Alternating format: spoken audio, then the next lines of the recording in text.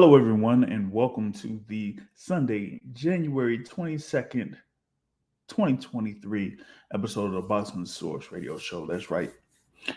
I'm here. I'm back. I'm checking in. That's right. James Bell, the host of the Boxing Source Radio Show, the leader of the Boxing Source on social media. We got, all the content that you could, look for on YouTube, of course, with the YouTube channel, Instagram, Facebook, and through Twitter with news and notes.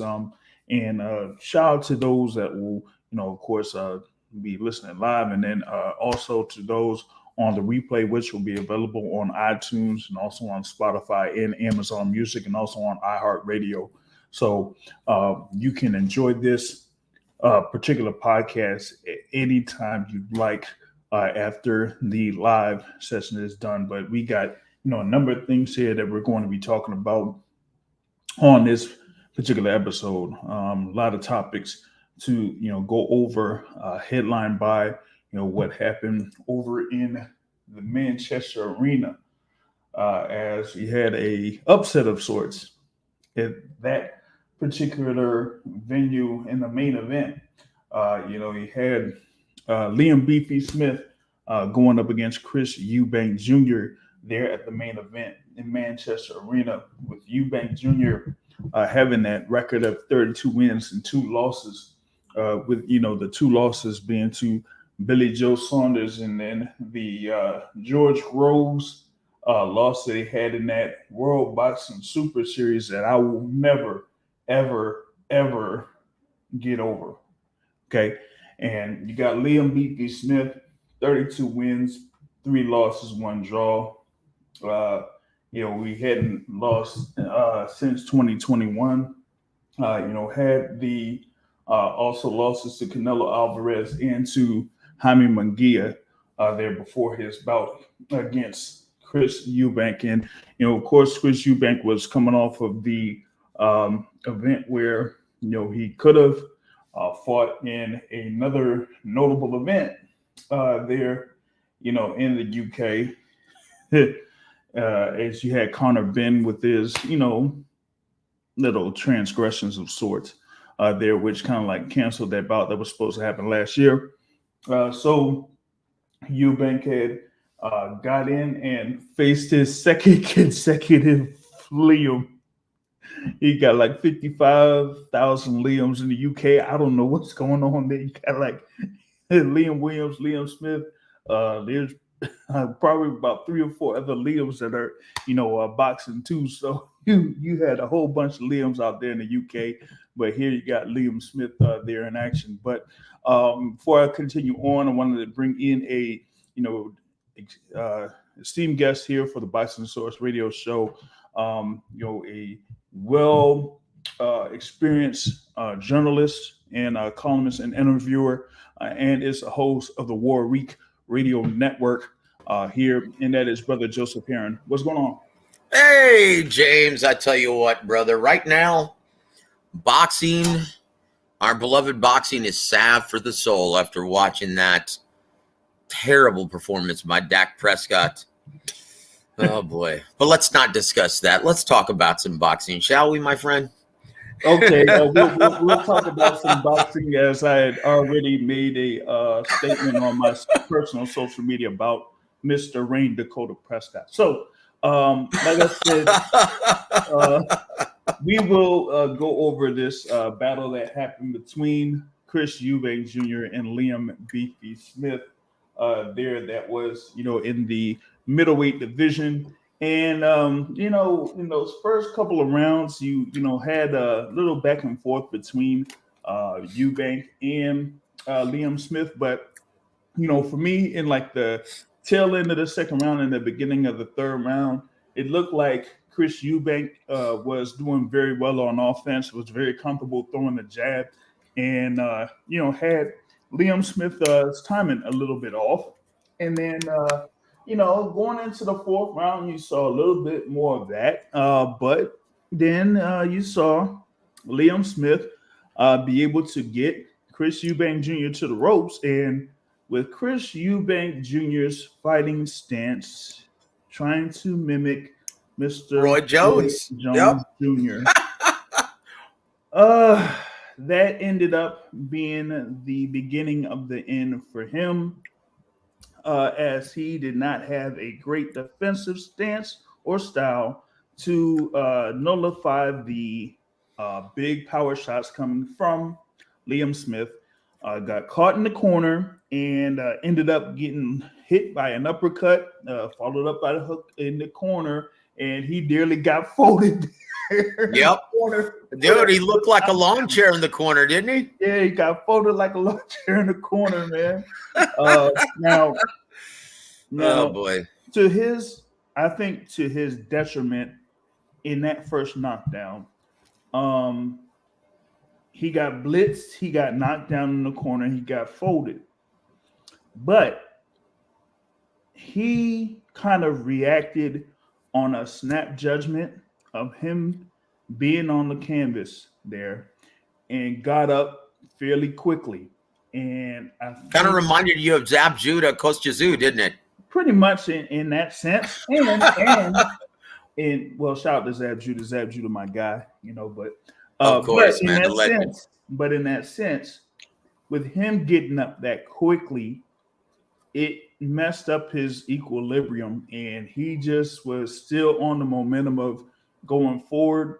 And hey, I don't know what was up with the referee Victor Laughlin in that particular instance, but to be honest, that first knockdown, Victor Laughlin could have really halted the bout then. Yeah, he should have stopped it. He should have stopped it. Yeah, he was walking on feathers. He looked like Bambi out there. Feathers. I didn't really think that Eubank was really following the directions of Victor Laughlin in that after that first knockdown. To go this way, go that way, and he was, like you said, he was on, feathered legs, man. He was just, almost looking like a zombie there. Yep. And then, for the second knockdown, it wasn't really that, Liam Smith really hit Chris Eubank Jr. with that many hard shots. It was just Eubank Jr.'s legs was just still. Yeah, they were gone. He was gone. Yeah, they were gone. So, Chris Eubank tried to, get him in a clinch or tried to tackle him or something, and it didn't work. So he went. What I want to know is why didn't he try to clinch him in the corner to begin with? Yeah. Like, look, if you don't have an inside game, but you're going to be eaten alive by Liam Smith, okay? And his whole game plan with Roy Jones, right, was to keep moving laterally and keep Liam Smith from mid to long range using that sneaky check left hook, the jab, the straight right hand, and it was working. Let's just call it for what it is. He turned with a couple of sharp shots in that jab and the lateral movement. He turned Liam Smith into a relatively tentative fighter, more than what we're used to seeing. Yeah. And the game plan was working well. In fact, you could say that third round, he dominated that round. The third round, he dominated it. He looked very, very sharp. And it looked like he was starting to create that separation of class. And then in like a blink of an eye, he got caught in the corner, and that was his own doing.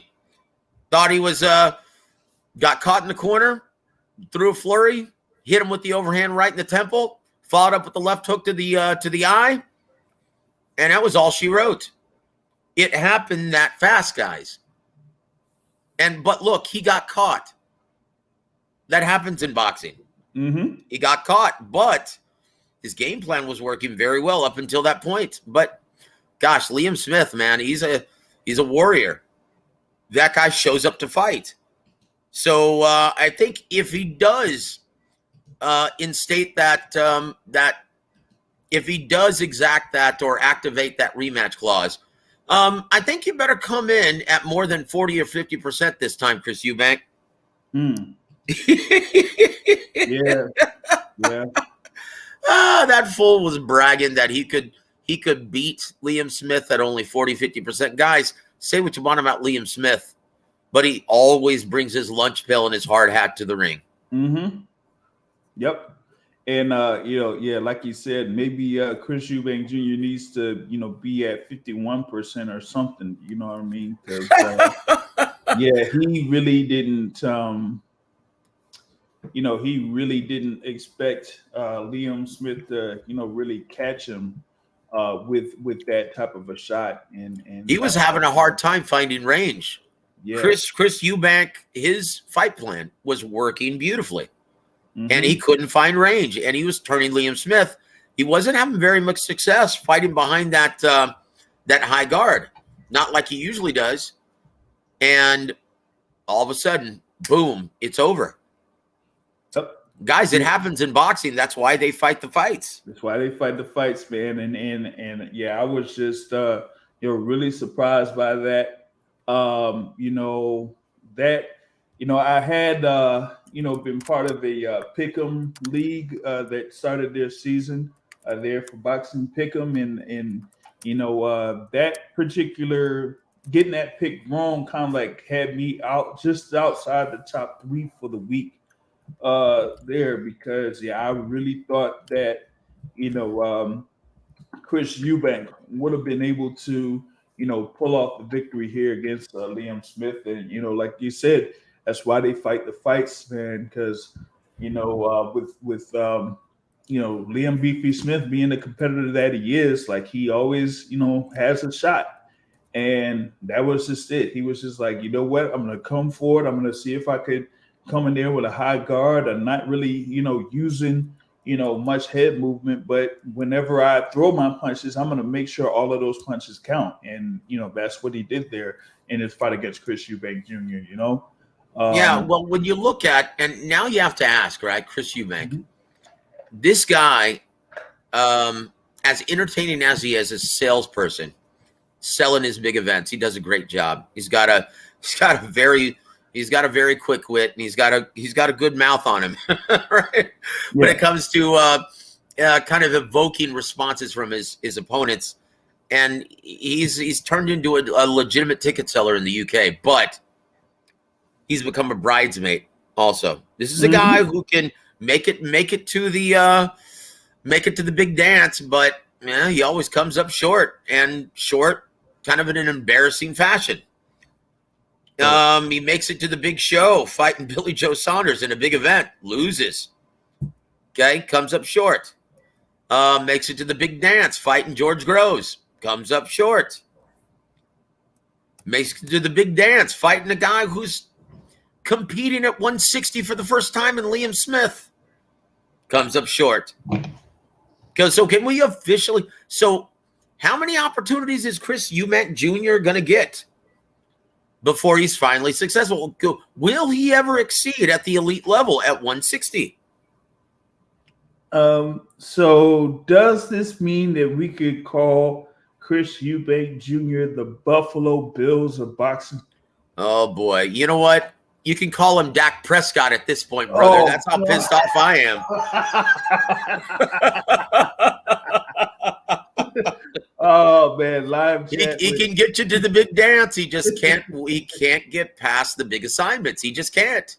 You know what? But hey, you know what? He's entertaining. He's got plenty of skill. He's gonna get another big fight because he's a big ticket seller. But yeah, can you really see him now? This should be a lesson to all you guys. And once again, credit to Eubank. He had a very smart fight plan. Okay. And it was working. Can we just say this? It wasn't working. It was working until it wasn't. Right. Can we say that? Yeah. Yeah. But you know what? Can you honestly see him competing? And let this be a lesson to all you British fight fans, right? Can you honestly keep saying now? Hopefully you will stop saying now that Jamal Charlo is avoiding Chris Eubank Jr. Can we stop with that nonsense? Can we stop with the nonsense that Gennady Golovkin is avoiding Chris Eubank Jr.? Can we stop with that rhetoric, please? I know what it was. I know what it was. It was like one of the things that was on your show one time. I know what guy you're talking about that was saying that. Jamal Charlo was avoiding Chris Eubank Jr. Isn't that silly? Isn't that silly? Oh man! I tell you what, though, man. Shout out, though, man, to our brothers Tip Bayless, Chris Trucker, and my brother Juice. Thank you for joining us tonight, man. On the live also as well. Thank you for joining in here. Chris Eubank, like I said, I mean, it just looks like he's the Buffalo Bills of boxing. Oh boy, bridesmaid, always a bridesmaid, never a bride. I'm telling you, like I think, like at least in the other two fights there with Billy Joe Saunders, and especially there against George Groves, he had a definite shot of winning those fights, but he came up short. And in this one, it was just like, a lot of people were, pretty much favoring him to win, including myself. And he just ended up getting caught and was just on, spaghetti legs after that first knockdown. And, I will say this. And James, I'm going to ask you this question. Yeah. Does the way this fight ended, you saw Chris Eubank Jr. starting to create that separation of class, and then he gets caught. Does this merit a rematch? And do you think the buildup to the second fight will be even bigger? Well, given what Mr. Chris Eubank Jr. said, after the fight there, he, gave props to Liam Smith, saying, "Congratulations, Liam, tonight. Nice little shot you caught me with there, my boy. Felt like I could have kept going, but the referee is in charge, and I respect his decision. We'll get it on again soon." Though,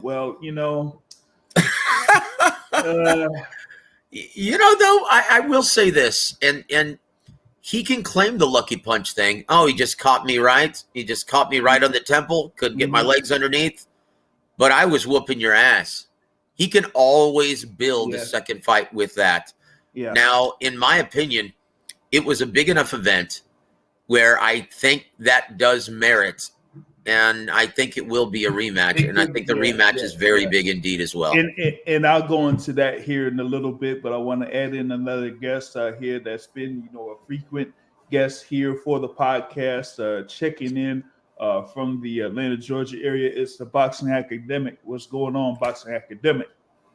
Not much. How you guys doing? We're doing great, man. You getting ready for Broner versus whomever? I thought they canceled it again, right? That's why I'm saying Broner versus whomever. Oh, okay. Whomever. Gotcha. Well, or Broner versus TBA. The dreaded TBA. Yeah, wow. Yeah, the TBA. Yep. Very, very formidable opponent. But for Adrian Broner it is. Because think about this. The longer he's in camp, that's not good on his yeah. Yeah, that's not good for him. Honestly, he just needs to stay active. That's what he needs to do. The longer he's in camp, the longer he has time off, the more his demons seem to pop up. Yeah. Let's just pray that's not the case. I really want to see Adrian Broner get a nice payday and get a good opportunity, and let's just see what he has at this stage of his career. But this guy just has no luck. It almost seems like it just isn't in the stars for him and the future of his boxing career. What say you, Boxing Academic? I think that, I went and watched the fight, and you could tell that he went and watched Roy Jones Jr.'s fights and sort of, try to emulate the slickness that Roy Jones Jr. had. Yeah. Oh, you're talking about Eubank now. Yeah. Oh, who are you talking about? I was asking about Adrian Broner. I'm so sorry. Yeah, no problem. I mean, we'll get into that thing with Broner in a little bit, because I, definitely have some news on that. Like I said, with Broner. I'm sorry, am I jumping the gun here, James? My apologies, my friend. No problem. But Boxing Academic, you're talking there about the thing with Eubank and his style. So go into that there a little bit more in detail. It just appeared that he definitely, was seeming to control at least the parts that I was watching, but you could tell that he was trying to emulate the slickness of Roy Jones Jr. But the thing that people got to realize about Roy Jones Jr. is that he had a certain set of innate skills that afforded him to do some things wrong. And once that talent sort of diminished, that didn't bode well for him. It didn't bode well for him in the Tyson fight, when he was old. It didn't bode well in the in the Bernard Hopkins fight, the later ones, and then all the other fights where he didn't have just his freakishly athleticness. And so there were times where Eubank would, be trying to like be slick and move and stuff, but I get it. You're able to do like a counterbalance when your hands are down, and then you can be a lot more slick because Canelo does that. But then when you fight somebody who knows how to jab and throw at different speeds and give away punches to land the punch that they actually want to land, say like an Andre Ward or even what's the one who just beat him? Canelo. Oh, Dimitri Bivol. Bivol, like that don't work. You gotta like if you moving and doing all that stuff, you got to have your hands up, and that's exactly why when he was in the corner trying to sit down and move and duck and stuff, what's the name waited. He threw a throwaway punch and then he waited and then he caught him with like a left hook or something. Like he let him stand up and he just hit him. It's the right cross, got him right in the temple. Oh, it was the right cross. Oh, so the right cross was what first stunned him, and then he hit him with the left hook after that, though, right? Right in the eye. Yep. Yeah. So see, he can't do that because he's trying to like emulate a style that isn't his. Right. Maybe if he learns it. Let me just say that. Well, I'm done. I will let somebody else talk. Well, the thing is, and you brought up Canelo having that type of a style as well, where he leaves his lead hand down or his lead hand down, and tries to assess what his opponent's doing. And even with Canelo, what he does is almost like a slip and counter type of a style when he has that stance. So up to a certain extent, he does get away with that.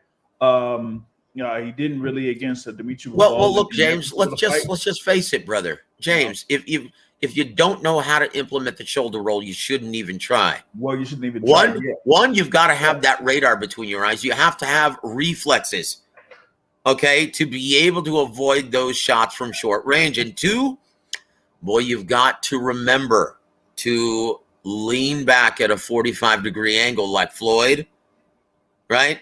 Mm-hmm. Look, and if you watch Chris Eubank, he forgets to lean back. That's why he was there. Right over the shoulder to catch that right cross on the temple. That's one. But the other thing, too, is with Roy Jones, he was a very, very good guy to assess the distance between him and his opponent. So, he could, adopt that style where he could, kind of like be dependent on his back foot and stuff like that. But he at least had the agility to, when he threw his jab, if anything came back at him, he could just, either fall back or just, move off to the side to avoid, the counter that's coming to him. Chris Eubank Jr. can't do that. He can't do that. No. So him adopting that particular style, the only way that I could see him really doing that is if he is, has a solid jab, but also has a good follow-up right hand with that. To where it's like, okay, I have this stance, but if you try to come back at me with a counter, I got a right hand coming, and that right hand's gonna really hurt you. But he really doesn't have that type of ability, at this stage of his career. So, like, there's only so much you could do at that particular point. And if you're gonna get yourself in a jam where you get cornered, and it's not like Liam Smith was much of a guy to cut off the ring like that. So you're just allowing yourself to get to the ropes and giving him, those opportunities. So, that's a bad look there on Chris Eubank Jr.'s part. And given what you said there, Joseph, I see a rematch coming. Given the build up to the fight, I know that there was a good number of things that were said between the two fighters leading up to the bout. However, they kind of like all got squashed to a certain extent after the bout was over. But I think that a number of fans were, really, I would say to a certain extent, they were kind of like pleased at the result there, because there may be a few people that aren't taking much of a liking to Chris Eubank Jr.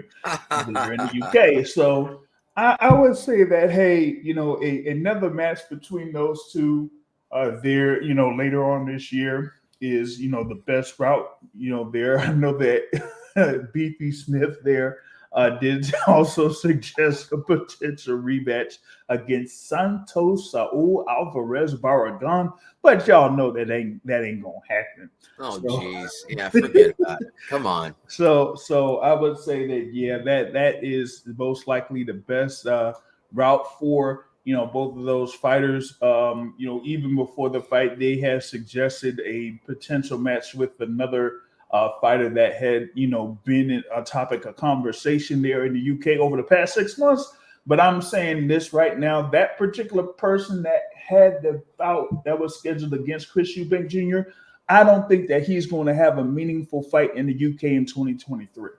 So they can forget about all that. Okay. So yeah, I'd say the best route of action for both of those guys is to have a rematch.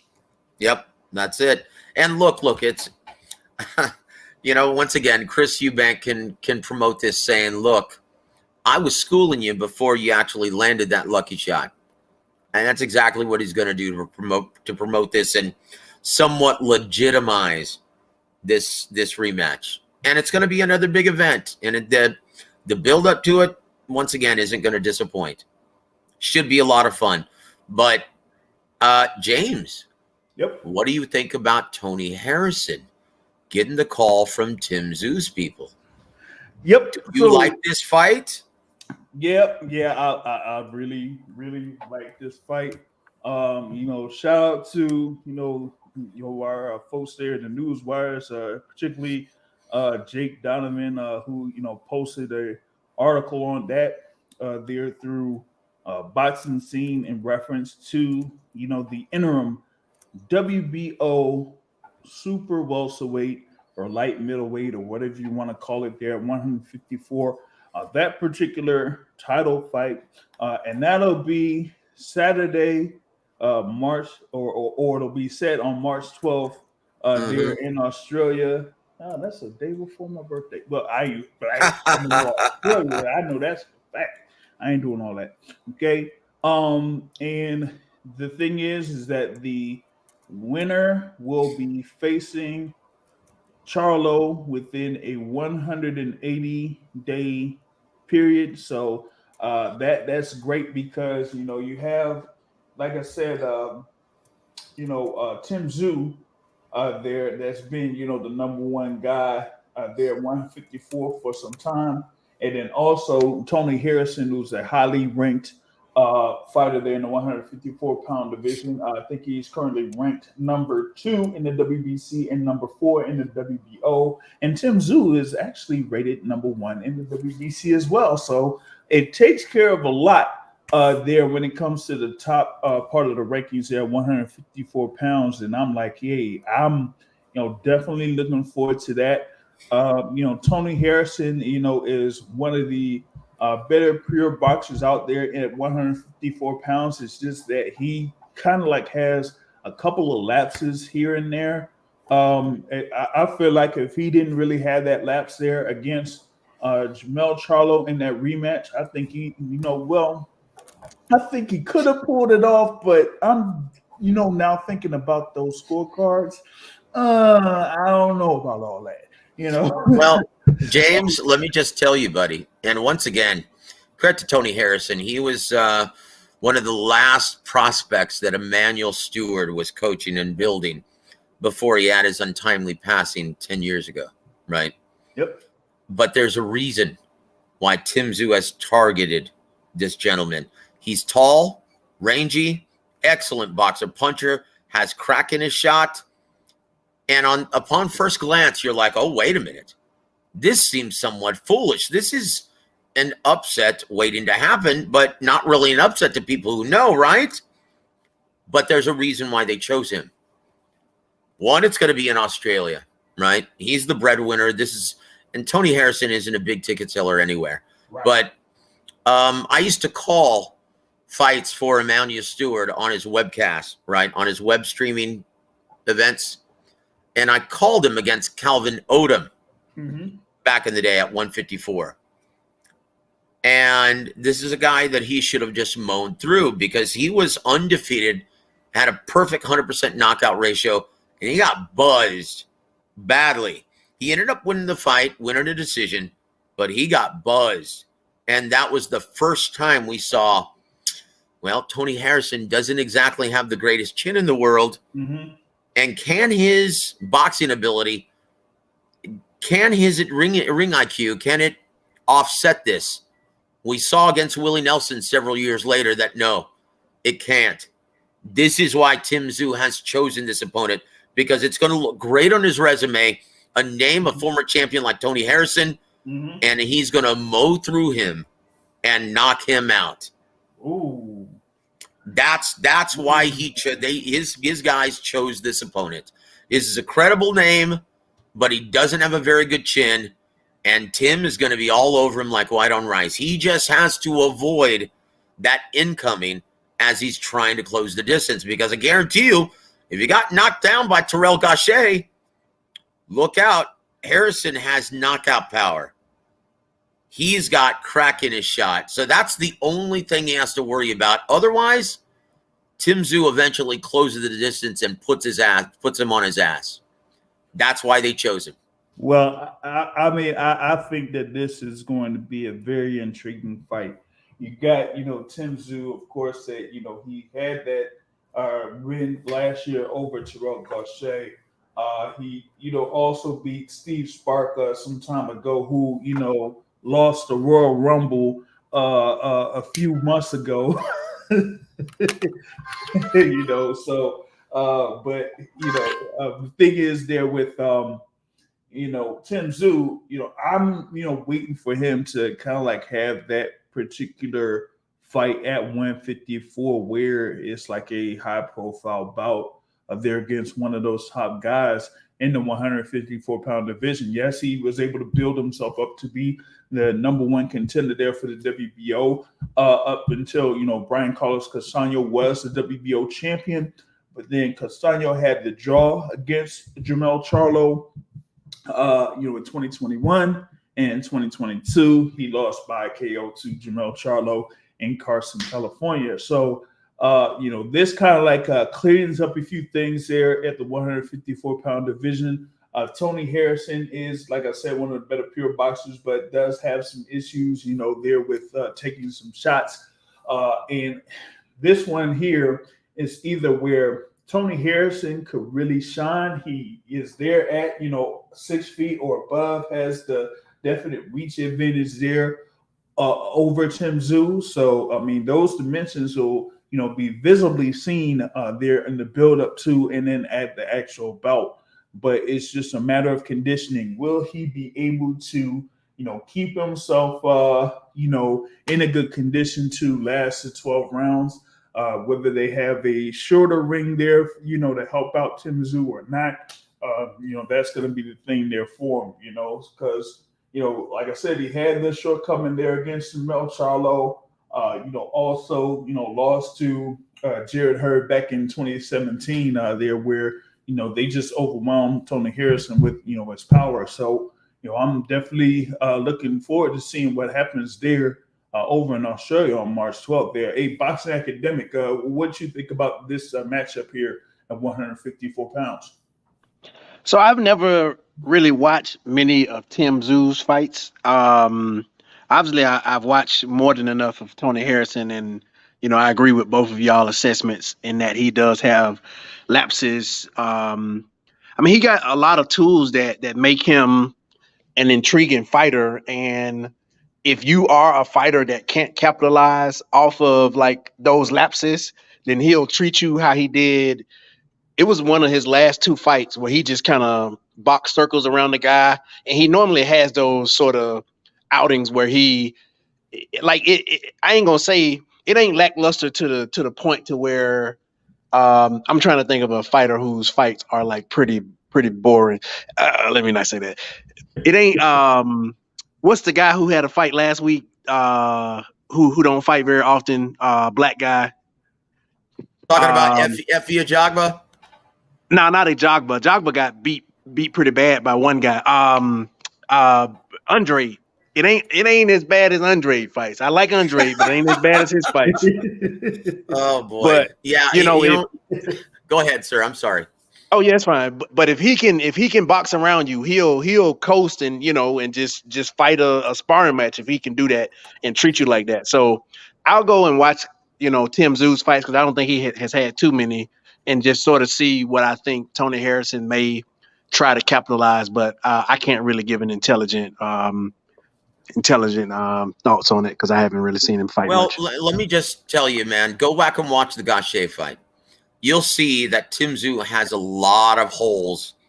Yep. He doesn't work behind a good jab. Yep. He's right there to be hit with the straight right hand, left check, left hook.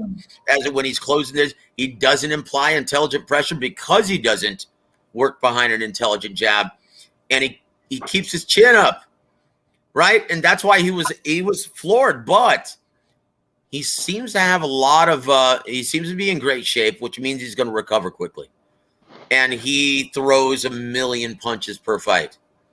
This guy's a machine. So unless he gets hurt and gets put on his ass and he gets his lights put out, yeah, he's gonna have a tough time, Tony Harrison against Tim Tszyu. Like this is why he was chosen, guys. Look. Like I said, go watch the Willie Nelson fight, guys. Yeah, I'll definitely watch it. So I was going to ask you a question. He was winning the fight, right? He was winning the fight, dominating. All of a sudden, boom, he gets caught, unable to recover.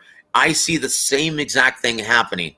Him winning a fight, boxing beautifully, and all of a sudden he gets caught around the rounds 5 or 6, and that's all she wrote.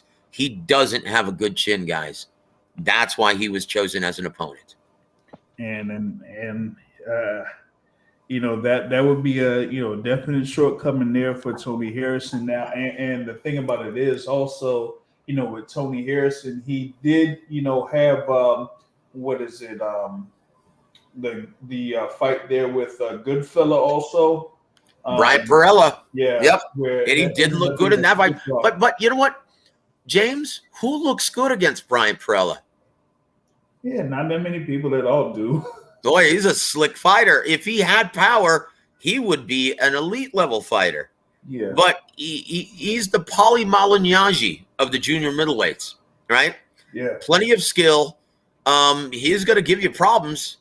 And if you're a counterpuncher by trade like Tony Harrison is, he's going to keep you off balance. And I'll tell you what, Tony Harrison was lucky to get a draw in that fight, in my opinion. Yep. Yeah, I remember that one, and I was like, he just did not look good at all. But to his defense, James, he looked excellent against Sergio Garcia. Yes, he did. Yes, he did. He sure did. Nearly got a clean sweep in that particular bout right there. Yep. So, I have a question about Tim Tszyu. Yep. So, what made them choose Tim Tszyu for Charlo? Was he just up next for the title shot? He was the WBO mandatory challenger, and he went ahead and activated it. And in my opinion, he better thank his lucky stars that Jermell got injured, because he is nowhere near. He is still green, and we saw that in the Gausha fight. He's still green. He has a lot to learn. Jermell, he's not Brian Castano. Tim Tszyu is not Brian Castano. Brian Castano, deep amateur background. Yep. Very intelligent pressure fighter. A guy that even though he applies even though he applies hard pressure, doesn't really get hit much because he applies intelligent pressure. He's able to close that distance very quickly because short, stocky. He's deceptively, defensively responsible for his style. But Jermell fought a perfect fight in the rematch, busted him up, knocked him out, won the undisputed crown, looked like a champ. And in my opinion, Tim Tszyu is nowhere near ready for this assignment, but he's going to look like it against Tony Harrison. So I would say that in that fight, Charlo took one out of the Ward Kovalev 2 book, because a lot of his shots when Castano was leaving, he gave him something to think about as he left, and that kind of kept his momentum to like sort of get those headshots in. Yeah, he was very, very selective, and he had a very good connect rate in that fight, a lot better than the first. And the one thing that was very impressive, he kept on turning Castano so he couldn't get set. Yeah. When I say he fought a perfect fight against a very good reigning champion, he fought a perfect fight. In my opinion, aside from Dimitri Bivol, that was the best performance of any fighter in 2023. Well, maybe you can say Bam Rodriguez against Sor Rungvisai. That's a very close second. But Jamel, that was an A++ performance against a very good reigning champion. Yeah. And Tim Tszyu is not ready for that, brother. Yeah, I mean, I know that Tim Tszyu and Sebastian Fundora were, two guys there at 154 that were, in the tennis live for that rematch that happened in Carson, California. And yeah, Tim Tszyu, he needs to, see if he could get this bout here against Tony Harrison and get through this thing here. And if he does, then, he could still be able to face Jermell Charlo. But I think even after this particular bout, if he gets through it, he'll still get served up by Jermell Charlo. So, I mean, think about this. Think about this, James. And once again, this is why I brought up it's going to be held in Australia. Unless he puts on a clinic like Devin Haney, he's not going to get a decision against a guy who's going to be throwing hard leather from start to finish in Tim Tszyu. Do you really think he's going to get the benefit of those close rounds? Mm-mm. So that's why I'm saying, guys, there's a reason why he was chosen. Those rounds in the rematch against Jermell Charlo before he got knocked out. So. Yep, that's my point. And this is going to be down under, guys. The same judges who gave Jeff Horn the win against Manny Pacquiao. Yeah, man. Yeah. So once again, a lot of people who are very fond of Tony Harrison are picking him for the mild upset here, but don't count on it. There's a reason why Tony was given this assignment. Yeah. Because outside of that, I mean, some people were talking about Tony Harrison potentially fighting Danny Garcia after Danny Garcia's win that he had there against Jose Benavidez Jr. But that, there was a whole different thing there for, that type of matchup and that type of fight. So didn't he talk mess about Danny after his fight? Didn't he say something about Danny, if I remember correctly? Oh man, he did, but I forgot what it was. So, that's one funny dude. I'll say this, man, about Danny Garcia. I'll say this about him. He's just not active enough. He's a semi-retired fighter, but I will say this. He looked very, very good, and he really showed his ring IQ against Jose Benavidez Jr. I thought he looked very good. It wasn't a barn burner, but I thought he fought a very smart fight, using the entire ring, using his ring IQ. They're both counterpunchers by trade. I thought it was going to be a terrible snoozer, but Danny Garcia really impressed me that fight, especially after that horrid showing with Ivan Redkach before that. Yeah. You say he looked better against him than Terrence Crawford did. Is that what you said? No, I would say never say. Look. He won in more. Look, Terrence got the knockout. Obviously, you can't get any more dominant than that as far as closure. But I will say this: it wasn't nearly as competitive as the TC fight. But think about this, though. Jose Benavidez Jr. is now very far removed from the guy who fought Terrence Crawford. That was a guy who was still looking for his first loss, right? Yeah. He hadn't lost up to that point. You could argue that he was a beneficiary of a questionable decision by Maestro, right? What was his name? The guy who got dusted by Virgil Ortiz Jr. Maestro, right? Yeah. I forgot his name. What is his name, brother? Who? He was the guy who beat gave Ruslan Provodnikov his first loss on ESPN Friday Night Fights. He was the guy who arguably beat Danny Garcia. Remember? He got Mauricio the big head. Herrera. Mauricio Herrera. That's his name. Wow. That was a real thing. So that was you could argue that he should have lost that fight, but this is a guy that was still unbeaten when he fought Terrence Crawford. The guy who fought Danny Garcia, that version of Jose Benavidez Jr., is a shell of himself. Mm-hmm. So that you can argue that. So yeah, it's apples and oranges when you're saying. But thanks for trying to bait me into saying something like that, boxing academic. I was not trying to bait you. I was being silly. I was being silly. I know, brother. I know. Oh man, but you're right. Crawford did get the knockout, but if I recall correctly, Garcia looked better. If I recall, I don't remember the exact details, but something. And this is why, right? This is why I'm. And we're not going to stay on this topic because I don't want to get fans in their panties in a bunch, right? This is why I actually favored Errol Spence Jr. to beat Terrence Crawford if they did in fact fight, and it's never going to happen now, guys. So don't even bring it up. But this is why, because if you notice, Errol Spence Jr. He doesn't get enough credit for having that intelligent, beautiful jab, which is the counterpuncher killer. Now, once again, you look at Jose Benavidez Jr., who was in his prime a brilliant counterpuncher, very quick, very strong, very heavy-handed. And he was an excellent counterpuncher. That gave Terrence Crawford a lot of problems. He was having a hard time knowing when to let his hands go and get off. You look at those rounds, there's not a lot of action. And what does Errol Spence do best aside from apply intelligent pressure? He uses that beautiful, intelligent right-hand jab, which frees his counterpunchers like Mikey Garcia, like Yordenis Ugas. They didn't know when to get off. He shut them down offensively. And I can see that happening in the first half of the fight against Terrence Crawford, him giving away those rounds. And you can't do that against Errol Spence Jr. Nope, sure can't. Not with the guy, like you said, with an efficient jab like Errol Spence has. So that's why I just felt like it was a bad matchup all around for Terrence Crawford to have there at that particular point. Well, James, I'm sorry. I just saw what time it is. I have to prepare for a show with James Gogi in a bit. But thank you for always being the gracious host. And I hope I didn't keep you up too late, man, tonight. Oh, no.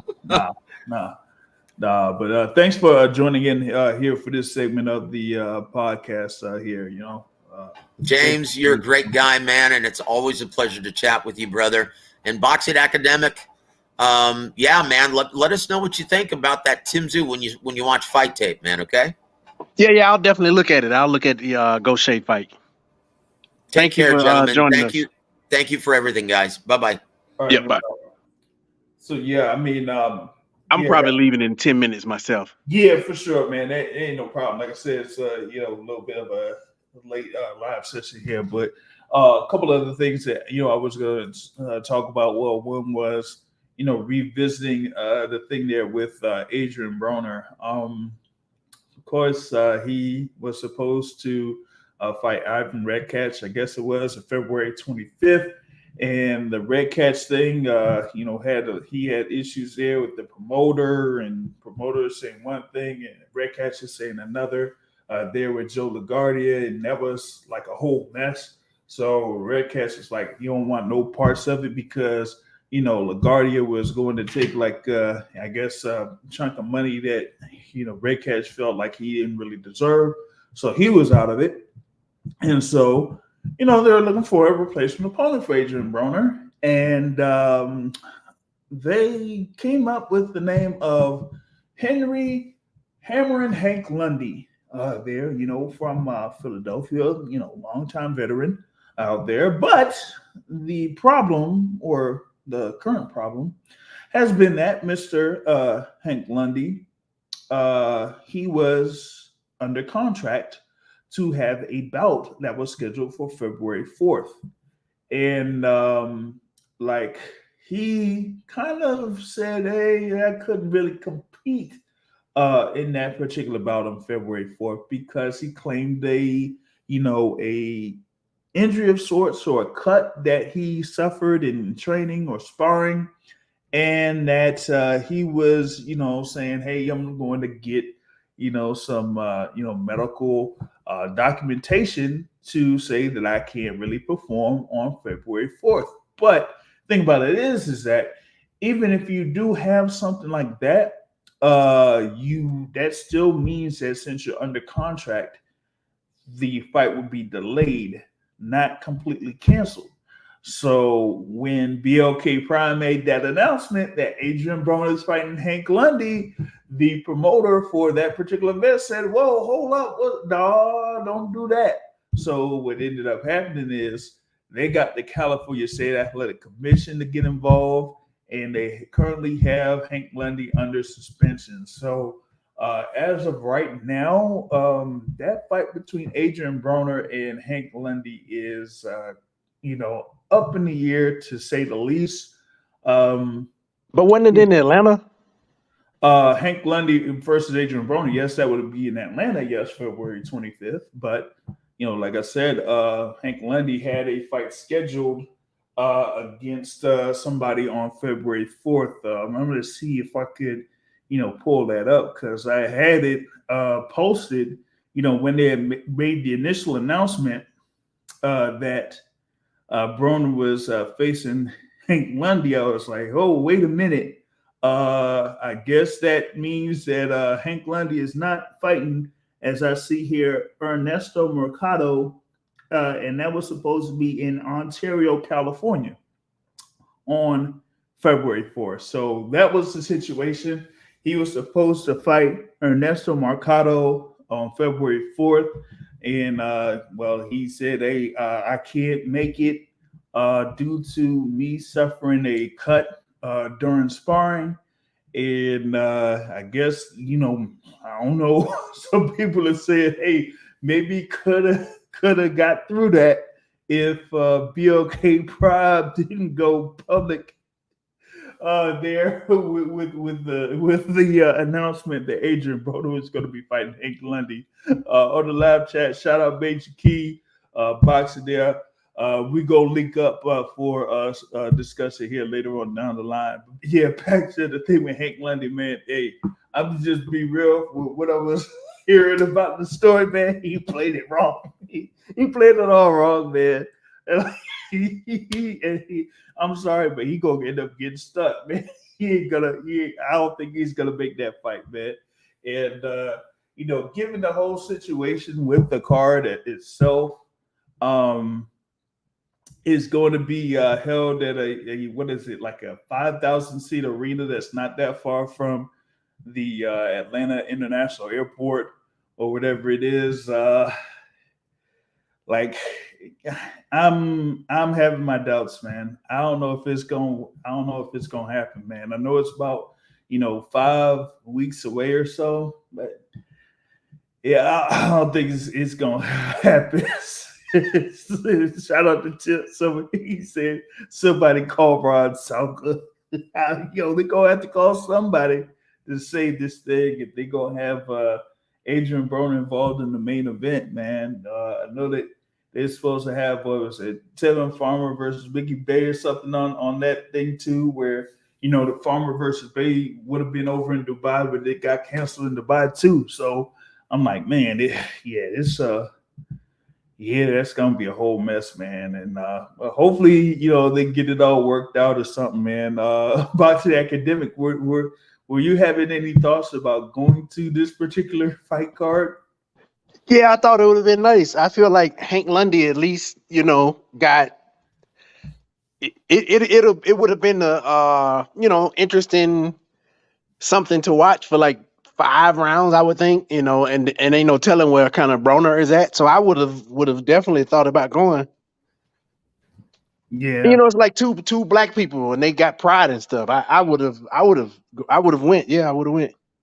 Yeah, I mean, I would have had some thoughts about going on it or something like that, but I was like, it just, it just didn't seem all too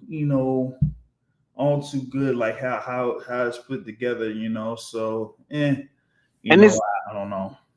It's odd because I've been to like 2 other Broner fights, so this would have been my third.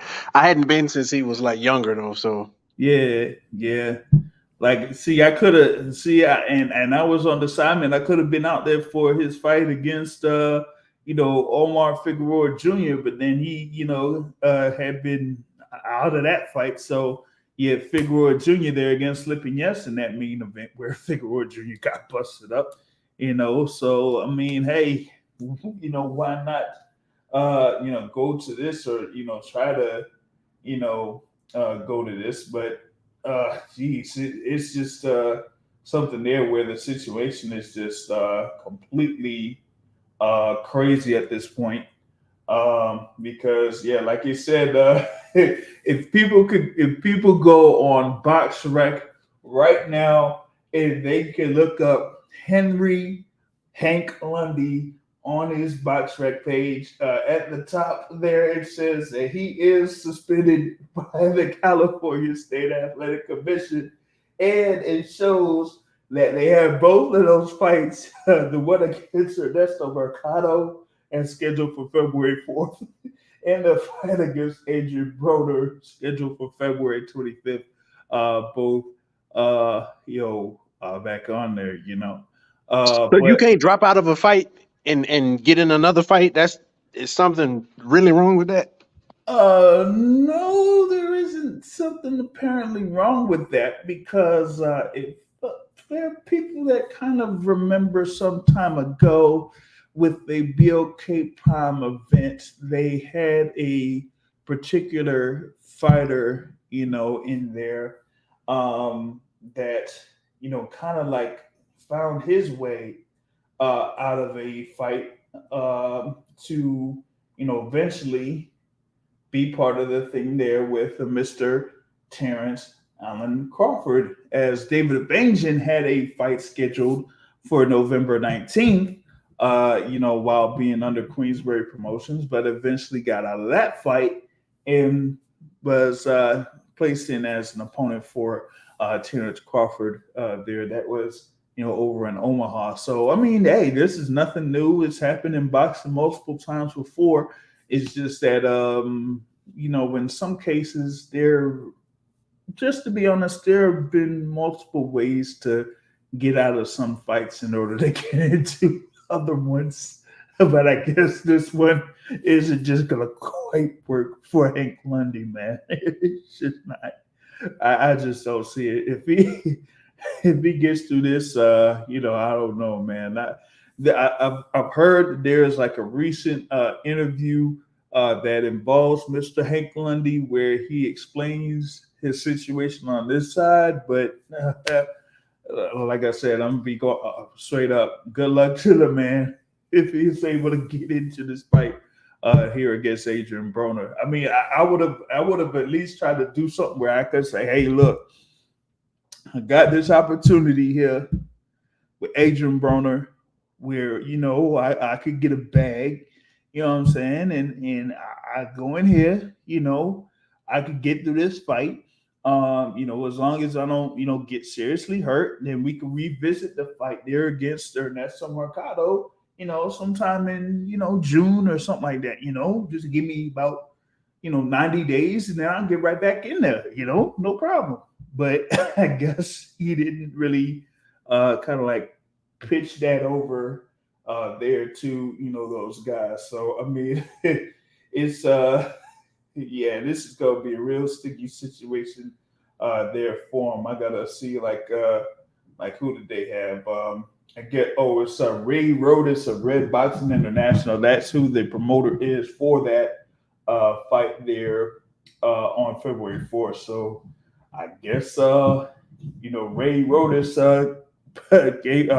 sent that message to the California State Athletic Commission and said, hey, Hank Lundy has a committed bout here on February 4th and he can't get out of that. So good luck to the man, and we'll see how he gets through that, man.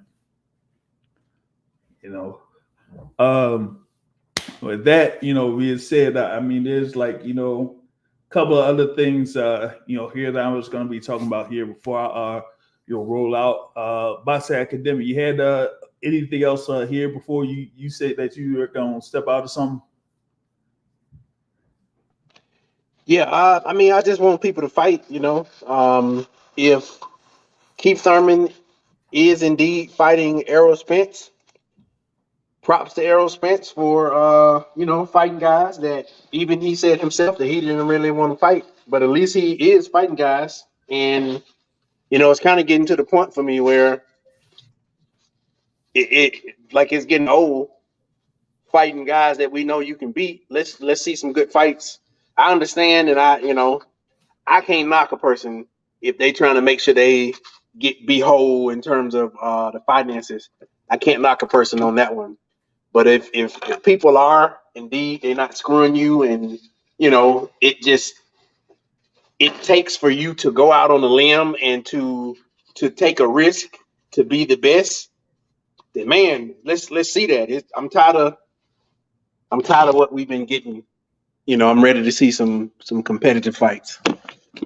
And all of the talking is getting old. I feel you. I mean, there's a few potential fights that could be made that could be 50-50 fights that could be made but haven't quite been made. But we'll see. We'll see how that transpires here when they have this thing with Errol Spence and Keith Thurman, which I thought at this particular point would have been announced, but as of right now, it has not. So we'll see how things develop with that. When that or if that fight gets announced there. But in the meantime, we got a couple of other news notes about fights that have been announced or have been agreed to. Particularly one that is in the super middleweight division. You have Caleb Plant. You have David Benavidez. That will be scheduled for March 25th. It looks like it will be in Las Vegas, Nevada. March 25th is a notable day, at least for sports purposes, as you will have the NCAA regional final in the West region at T-Mobile Arena there on March 25th. So you'll have that during the day, and then you can have this big fight here, the super middleweight division, in the evening there. That will be for the WBC interim super middleweight titles. Of course, you had Caleb Plant, former IBF world champion at super middleweight. You have David Benavidez, currently the interim champion, was two-time WBC super middleweight champion. He's still undefeated, hadn't lost in the ring, didn't lose his belt in the ring, lost his belt outside the ring. And it'll be, a really, really key bout there for that particular weight class, 168. And it's been one of the more highly anticipated bouts at super middleweight. It's been one of the more requested bouts there for 168 for at least 2 years. And we finally, get that bout here. Of course, Caleb Plant coming off of his KO win over Anthony Durrell last October there. And of course, you got David Benavidez there, like I said, interim WBC champ, fought David Lemieux last year. So we have ourselves a great bout coming up there at 168. And then also coming up like in the summer, is scheduled for 122 pounds, unified WBC, WBO super bantamweight championship fight. Defending champion Stephen Fulton, undefeated there. Of course, had his wins over heartbreaker Brandon Figueroa and going up against the undisputed champion there at bantamweight in Naoya Inoue, one of the top-ranked pound-for-pound fighters out there. So that's going to be something that definitely looking forward to. He has been one of the top-rated pound-for-pound fighters out there. Some people will say that Naoya Inoue is one of the more complete fighters in the sport of boxing. Did have that knockout win over Paul Butler last year to become undisputed champion at bantamweight. Has won at one titles at light flyweight, super flyweight, and like I said, undisputed. Their bantamweight champion. So now he's moving up to super bantamweight to face Stephen Fulton. That's going to be in Japan, and both fighters are going to be making a lot of money for this bout. But definitely looking forward to it. Yeah, I think it'd be interesting to see how good Inoue really is. And I've watched his fights, but I don't watch a lot of the lower weight class fights. Mm-hmm. But this will let me know if he real or not, because I know what I've seen what Fulton can do, and I have an idea of his skill set. I think there are some things that make him limited, but at least this will give me a measure if Inoue really real, or is this just another guy who they elevated and said he pound for pound above all of the guys who've been putting in all the work. Yeah, and the thing about Naoya Inoue is even like up to like a certain point of his career, there have been like some criticisms of sorts with Naoya Inoue in reference to who he has faced over the course of his professional career. Now, when he competed in the World Boxing Super Series, there were a couple of fighters there that he was able to defeat that have gone on to still be fairly successful in their professional careers. But the thing about it is that you have the guys that are notable there at the super flyweight division, namely Juan Francisco Estrada and Roman Chocolatito Gonzalez, that Naoya Inoue was not able to face while he was at 115 pounds. So that kind of has some people like saying, hey, I mean, yes, he's been able to do what he did at 108 or 115. 122, what is it? 115, 118, and what is it, like 105 or something like that? But there have been like some notable fighters there that have been in the lower weight classes that Naoya Inoue was not able to face. But one other thing that I think some have criticized Naoya Inoue's career on is that there are certain fighting styles that he's been facing over the course of his professional career, and he hasn't really faced like a slick boxer of sorts. Now against Stephen Fulton, you pretty much have that, and that's something that Naoya Inoue is looking forward to. He is very excited for this particular challenge, going up to 122 pounds and facing who many say is the number one guy there at 122 and Stephen Fulton. I mean, MJ Akhmadaliev is, still, dealing with injuries and, has kind of been up there in weight of sorts, so to speak. So we really haven't seen much from MJ Akhmadaliev there at 122, but we have seen Stephen Fulton, like I said, with his wins over Daniel Roman and over Brandon Figueroa. So he's kind of like been one of the guys that's the top of their games there at the super bantamweight division. So definitely looking forward to that. That is some months from now, but at least we have that to look forward to in the summer. But with that being said, that kind of like covers mostly everything I want to cover here in this particular episode. Can I give one prop to Inoue? What's that? Shout out to him for at least stepping up. That's one thing I can give him. Shout out for at least stepping up. That's all I want to say. Yeah, for sure. Like you were saying before, you criticize like a lot of the guys in the sport, for not just going in there and fighting, and just fight. And here you got Naoya Inoue and Stephen Fulton, they're willing to challenge themselves and have a bout of this magnitude, take place here in 2023. So shout out to both of those guys for, getting it done. And, they're going to make that fight happen there over in Japan. So looking forward to that. But that is it for the January 22nd, 2023 episode of the Boxing Source Radio Show. and we'll get right back at it here next weekend. I know that there's supposed to be a world title bout of sorts that is coming up, unified title bout there with Artur Benavidez against Anthony Yard. I know that there have been some people that are picking Anthony Yard to win, but man, I don't see it. I'm sorry, y'all, I don't see it. And also, other thing that kind of like dropped in the news waves over the past couple of days is Mr. Josh Taylor, who was the undisputed champion, 140 pounds. Ended up giving like all but one of those belts there at 140 pounds.